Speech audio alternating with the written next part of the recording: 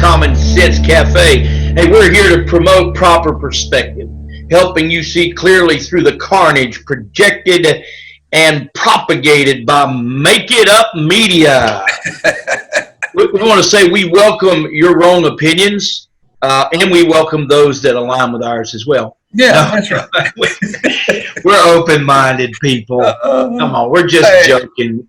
Look, I posted something today along that line that said something about there comes a point where you got to quit arguing with people and just accept that they're wrong or something. Yeah, that's right. Yep. Well, we're as open as a closed book, so don't worry about us. We are open-minded. So yeah. Hey, let me share something here. I want to show you something here. You ready? Go for it. All right. Look at there. Common Sense Cafe .blog. That's our website there. Yeah, so I wanted to show. Is that scrolling down? Can you see that scrolling? Yeah, it's scrolling down. Let's see. Check out our videos. Look, you can go to the YouTube. It takes you to a YouTube link, and we have a host of videos on there. Yep. You can see there's a lot more of them. Some of the older ones, how to respond to criticism, crazy things politicians and celebrities say. That was a fun one. So anyway, I just thought I would. We've got a lot more. I haven't downloaded to there yet or uploaded to there, but and I hadn't got them all edited yet. But there's going to be if you go there, you'll find, like you said, our whole catalog and especially when new ones come out, it's a good way to get to it. Scroll down that, go to the home page, and there you go. Just at the home page. Yeah, just keep scrolling down a little bit. Yeah. Yep. There's our bios. Yeah. Yep. Good looking pictures of us. Yeah, boy. I look like I just bit sour grapes or something. But here's the latest. So the latest videos are loaded, and they come up automatically at the bottom. Yeah. You'll see here you can put in your email address and stay in touch with us. You can leave comments at commonsenscafe.blog. Yeah. You can follow us on Facebook with these links as well, and keep up with all that we're doing here. Two brothers in a Southern flavor. Yeah. But it's all about common sense. Just common sense. That's all it takes. Good old common sense. Yeah. Oh, let's see. We got our bios there. We got our blog. We got a store. We got contact us. Go to the store to show them that it's just stuff that we like. It's not stuff that we're working on. Some things that we're going to offer ourselves. But our products aren't up there yet. Those are just some test products to help me see how to. Mm-hmm. But here are some things that we think are great. Anything that's patriotic, we like patriotic stuff. Some pretty cool stuff there. Yeah. Yeah. Yeah. I mean, look, man, look at those pants. Everybody needs a pair of pants like that. Yeah. But it is a good thing to continue to show our patriotism and our salute. I like America. Go back down again. Those cell phone covers, those are pretty neat there now. Yep. Yeah. Yeah. I like these shirts too. The grunt style shirts. Those are pretty cool. Once I get my belly down a little bit better, I'd like a shirt. Yeah. It would. Yep. I need a. So we've got fashion mask as well, so and some stuff for the ladies and everything. We don't want to leave them out because we're guys. We don't necessarily wear the same style as the women, so we'll put some more stuff on there from time to time or change out some of it. Yep. But we do have some personal stuff that we're working on, like you said, that we're going to try to put on there.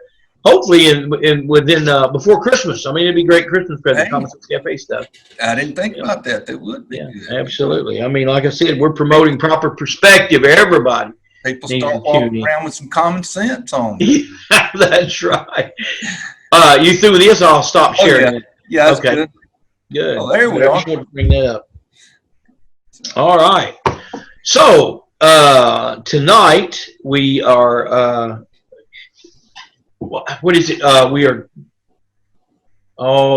15? No. 19 days, 18 days away from voting. What is it? Yeah, and that's what was scaring me about getting my license. You know, here in Tennessee, you have to have a driver's license or an ID, photo ID, to vote. And, I think Iowa may be the same way. I know.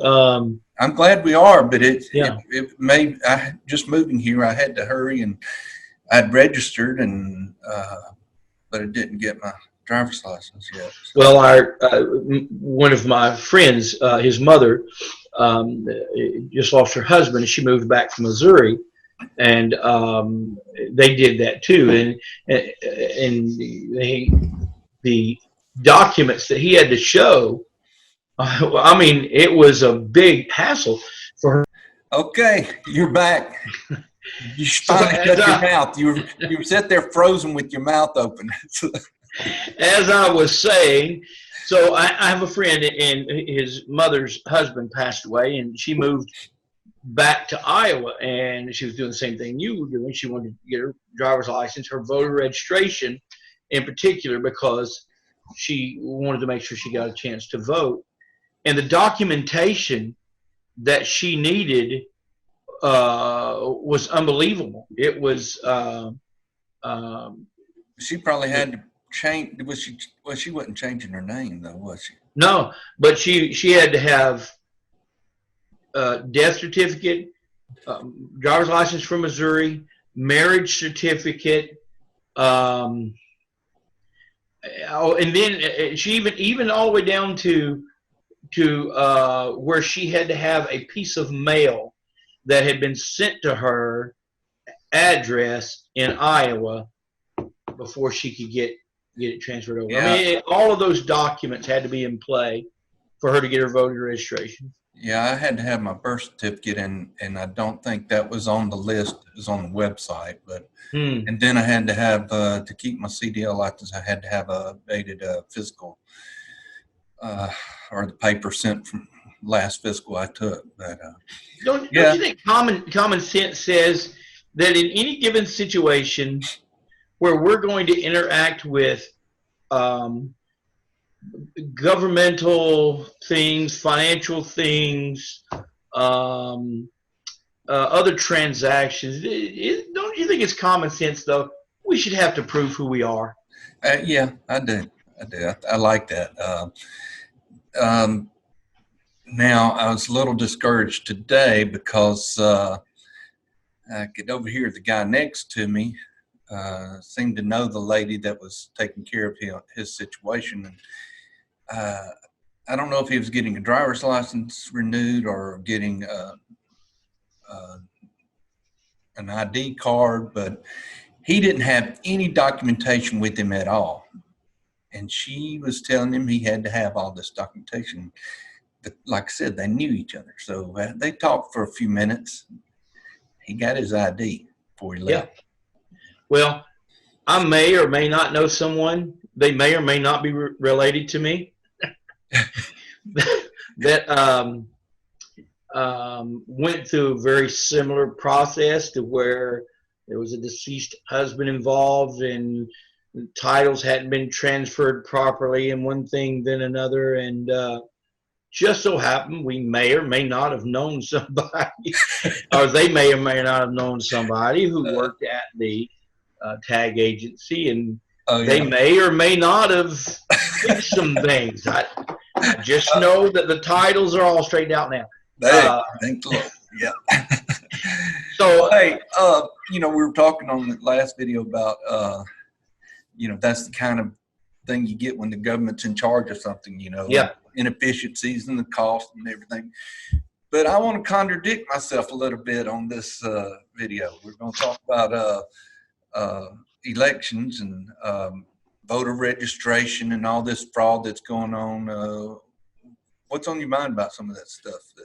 Well, as I said, there may or may not have been a person who may or may not have benefited from maybe or maybe not knowing someone who worked at the tag agency. When it works well for me and it works in my favor, of course, leniency is what I want, or I'm circumventing a couple of the processes is what I want. However, when it doesn't work for me, and I'm talking in general, I'm not talking about me personally, I'm talking about in general, then the idea is when it doesn't work for me, I want to put restrictions on it and what have you. So my thought is, to me, it's common sense. It's very simple. We all play by the same rule. Yeah. And when it comes to voting, we all play by the same rule. You have to have some form of verification, my opinion, picture verification of who you are. So yeah, like I said, I think I it had should to be prove that I was. I had to have my birth certificate. So I had to prove I was a citizen. citizen. Yeah, that you were. And that's the other thing. And I don't. If I pay dues at the country club, I don't want every Joe in town playing golf out there without having to be a member. Yeah. You know what I mean? I mean, that ain't Right. fair to me. If I've got to pay a membership, but yet they can just come out there and play for free, why should I have to pay the membership? And so I see that with voter registration and other things. If I have to play by the rules and I have to show my identity, prove my identity for certain transactions, I think everybody should. And voting, voting. I watched some of the confirmation hearings, and voting was one of the things that came up.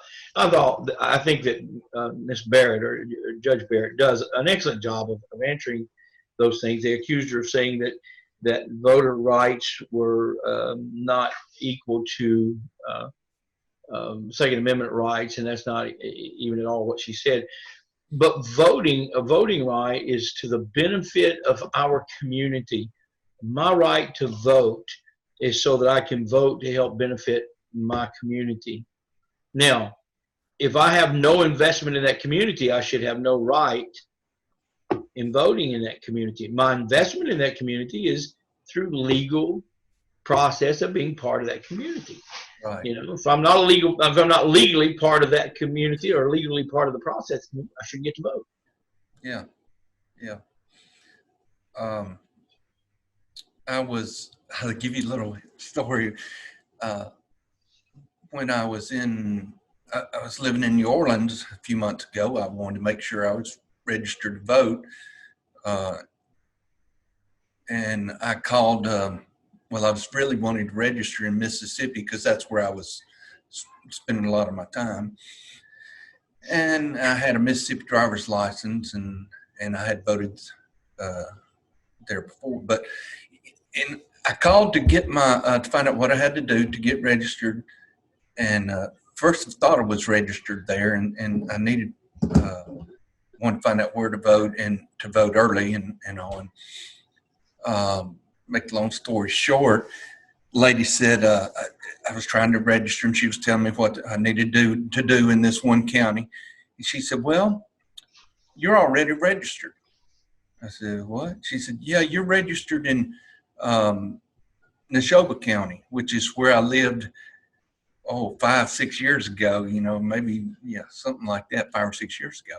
She said, you're registered there. That's the last time you voted. I said, no, that's not the last time I voted, but I was still registered there. Now, since then, since I left Neshoba County, I've voted in Missouri. I've voted in,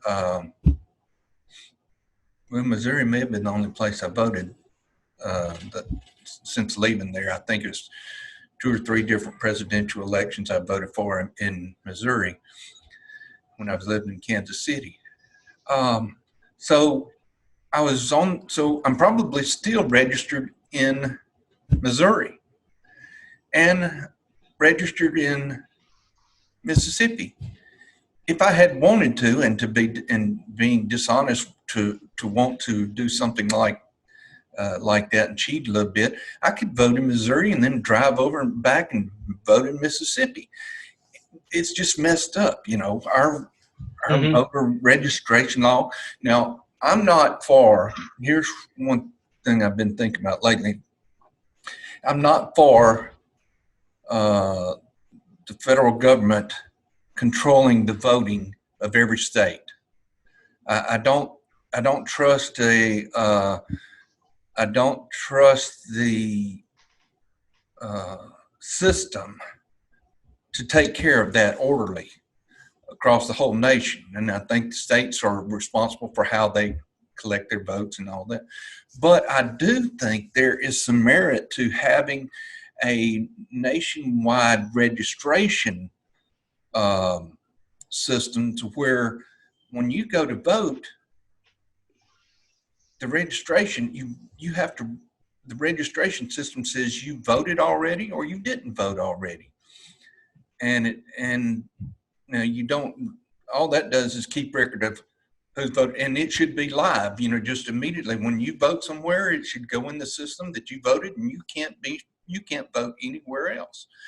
So would that system, what would that system look like as far as, would it just keep record of federal voting, like presidential voting and everything, or would it be enacted in the off years in the state elections? So the midterm. I think it could be done first, just federal. I mean, just the presidential elections, because states, if you're voting for the state, should be able to have some similar system to use, and they may just use the federal government to vote. I mean, to monitor during off years. An interactive software that would allow the state on the midterm elections to just verify in their state that you only voted one time. Right. And then on the federal election, of course. But if it's interactive and there's a watchdog, and how would you govern it? Could we do a nonprofit self-governed watchdog party to set over this, or would they be government employees or what? I don't know the answers to all that. I don't think a nonprofit, because everybody has a bias. You can work for a nonprofit organization, you still have a bias towards one party or the other, or someone, and that's running for election. If it's the federal government, we have more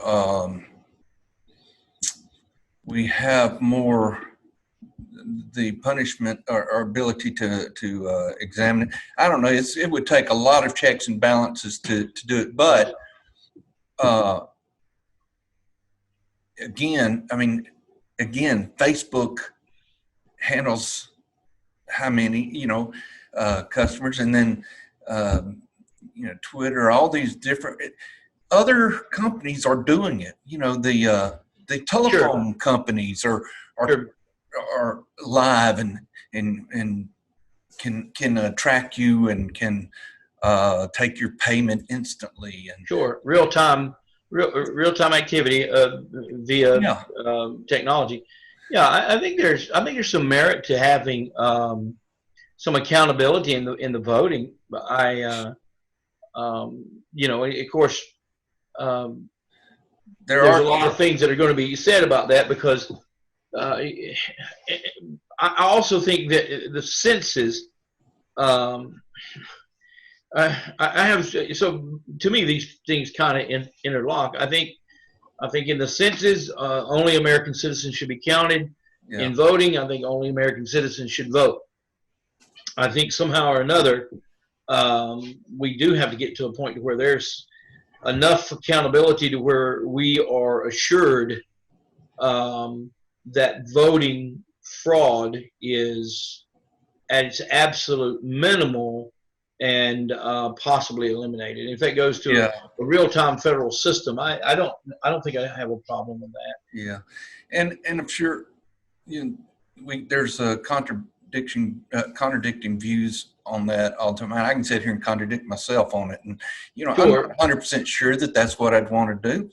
But there's just got to be something to help us along. Now, the only thing that right now is we're just lucky that the amount of fraud that's out there is unable to swing the whole nation, or to. But in some ways, all you have to do is swing one state. Well, that's right. In a close race, Sometimes you're only one district. one precinct, yeah, one district. Yeah, absolutely. So it just all depends. And I think if voting and again watching the confirmation hearings, and it's brought up by the Democrats that this is a major thing, the right to vote, and they're afraid of voter discrimination. The best option then is to have some kind of oversight and accountability. And if we really, really, really want to protect that, both parties should be on board, if they're sincere about that. Of course, it goes back into contradicting our views on wanting the government to stay out of our life. Yeah, well, any national registry is dangerous, and we understand that. Yeah. But for us to be naive and think that there's not some form of many forms of national registries already existing that probably encompass 3/4 of the American people, have some kind of record keeping on at least 3/4 of the American people. If you think about it, think about the IRS. Obama used the IRS to target Republicans with audits. Back when he was in office, they used the IRS so there is a national registry already called the IRS, and there's certain information that is available to them that which includes at that time how much donations we make to political parties. I guess you see, I went and voted today. I see that. I voted early, in person. If I had to, I'd vote by mail, but it's just not the way I would like to do it. So I went and voted in person. You can vote early in our state. And I waited in line 30, 40 minutes. Wasn't too bad.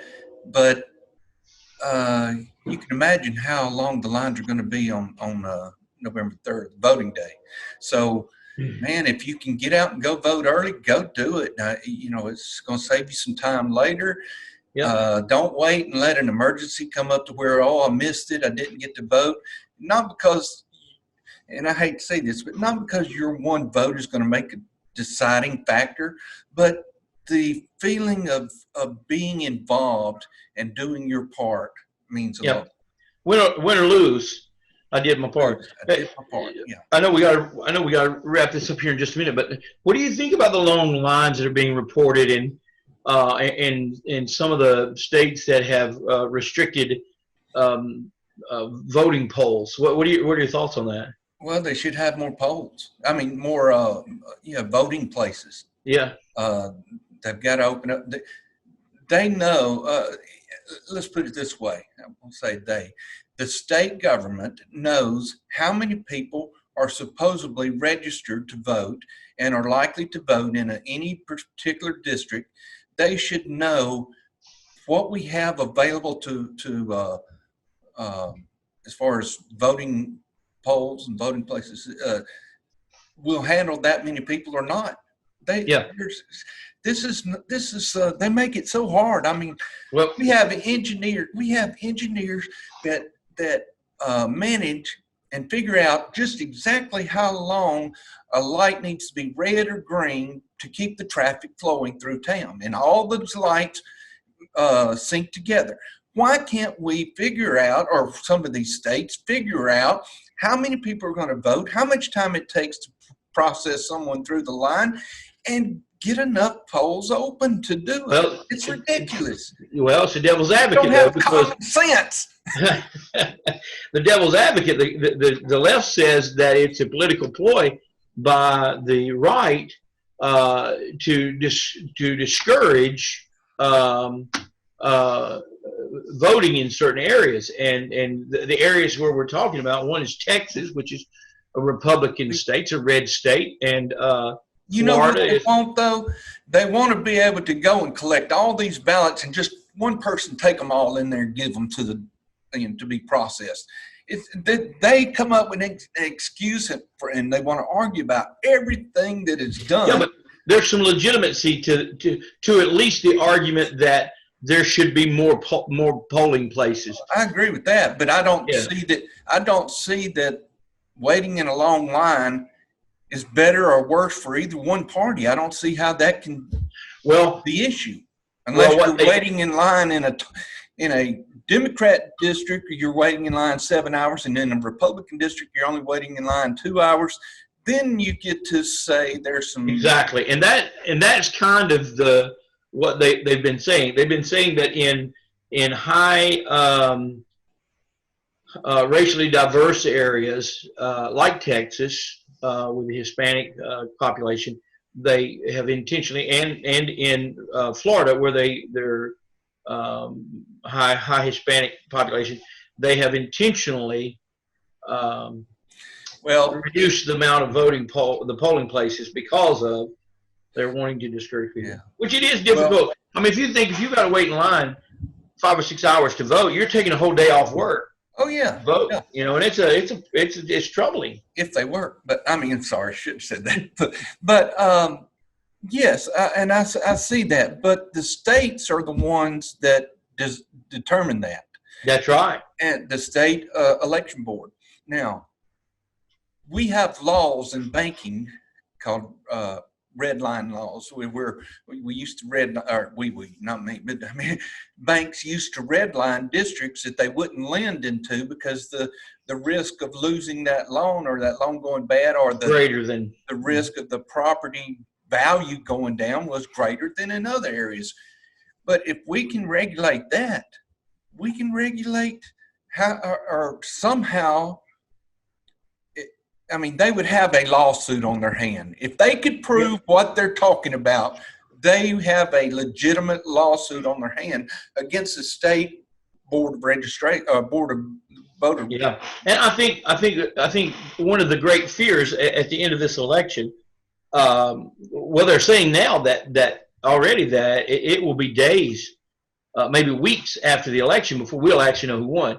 Yeah. One of the things that and there again, there's some legitimacy to, of course, COVID, but why not have the exact same amount of voting polls that you had in 2016? And why is it reduced? And why is it reduced here, there, or whatever? Yeah, it's certainly going to be circumspect, and people are going to have to look at it and say, well, are there intents behind it or perceived intents behind it or whatever? But again,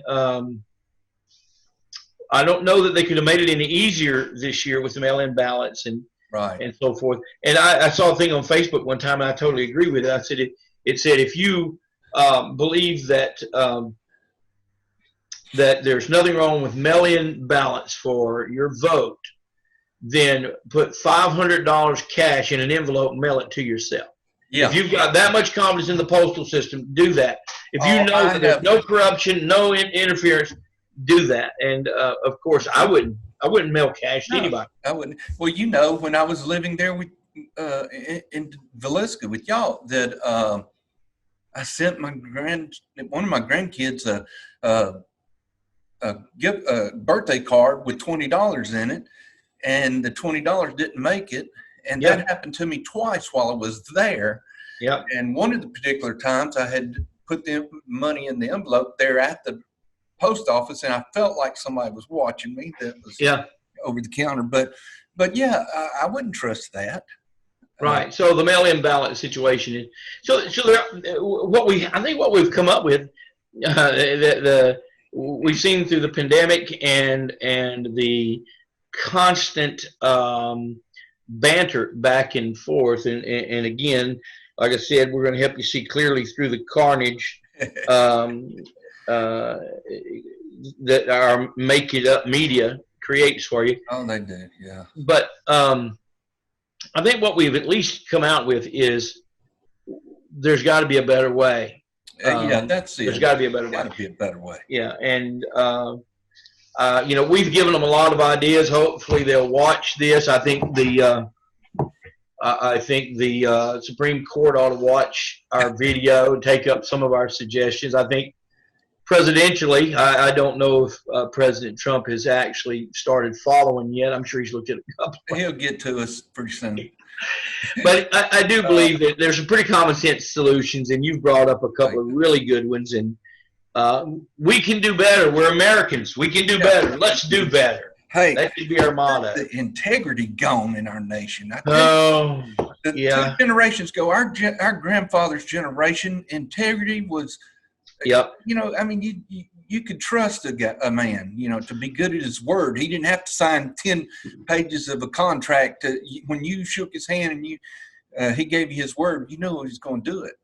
Moments before our grandfather passed away, he's sitting up on the side of the bed and knowing life is ebbing out of himself.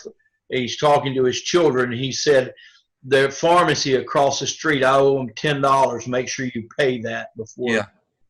Make sure they get their money. That's the kind of integrity that we long for and miss. It is. Well, I tell you, like I said, you've given some great solutions. I don't think they could ask for more common sense approaches to all of this. Another mic drop moment. We're walking off the stage. Hey, pretty soon I'd like us to talk about look up some of these polls that they're running, and it's just some ridiculous polling out there, and the contrast between one poll and another poll and all. And you know, I don't know. I don't think you can't trust any poll, but I think polls are designed to do one of two things: either to deflate or to encourage. So if it shows one person leading by 10 or 12 points, you begin to feel like, oh, well, what's the use of me going to vote? My candidate's going to lose anyway. Exactly. And those polls are, none of them are very accurate anyhow. We proved that last year. And the polls, I was looking at a whole list of polls today, and 1,000 people, most of these polls take the opinion of likely voters for about 1,000 people. How can 1,000 people give you any indication as to what this country's going to do? You know, the best indicator, I think, and it may come back and not be true, but I think the best indicator right now is when you see thousands of people waiting hours outside and in line to see the president, and you can't, and the enthusiasm is so strong, but to see President Trump, but then the enthusiasm on the other side, they can't get a handful of people together. Yeah, and it's probably the different approach. You know, they don't want to have a big crowd because they want to be able to blame President Trump for spreading coronavirus, and it's a political ploy. Everything is a political ploy when you get into this. But you know, the only poll I trust is that old cane pole that my granddaddy used to hand me right before we went brim fishing. I knew that pole was going to be good. The rest of these poles, I don't trust them at all. Well, listen, we got to get off here. Yep. Good subject matter, good ideas, and again, a great common sense approach. But for tonight, I'm Jeff. Kevin. Common Sense Cafe. Remember, CommonSenseCafe.com.